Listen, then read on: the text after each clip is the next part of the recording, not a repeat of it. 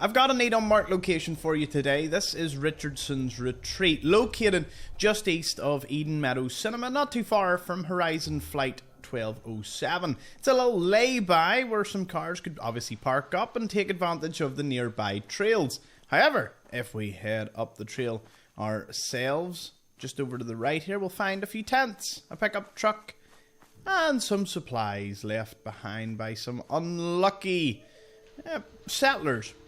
It's hard to understand whether or not this belonged to people that were just fleeing the fog. I would imagine since the fog rolled in relatively, not that long ago before we arrived at the island, a lot of these tents could be trappers, settlers, people venturing around. I'm amazed you actually don't find more people like Mitch's cousin, who pretty much is holed up in their own little, fortress, like the National Park Visitor Centre.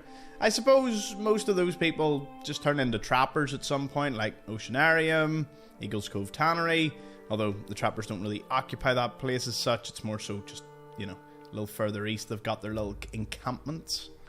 But yeah, it is amazing that you just don't see that many solo people. There is the odd random encounter that Far Harbour has that's unique to them, like a random chem dealer, a random group of settlers. So I suppose you can. It would be interesting if this was an unmarked or like a random encounter location.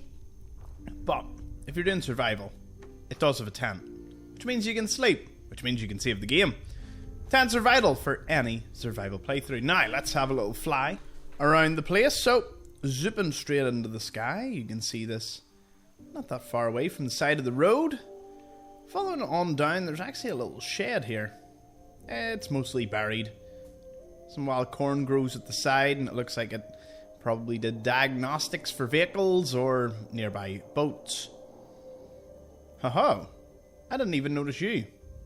See, it's amazing the things you find. I scanned this area a few times and never noticed this. So a grave with a safe. Were they burying the safe and they got attacked? That's an interesting way to look at it. Moving on down, there's a little boat over here. Inside, I believe it's got a first aid kit. Yep, making it quite a useful spot to visit. Also, not a hermit crab. It's a duffel bag and a suitcase full of armour from the old Lobster Grill family restaurant. There's actually quite a few things around here. It's amazing. When you go into camera mode, you get a totally different perspective on the map. I'll see you on the next one. Thank you for watching.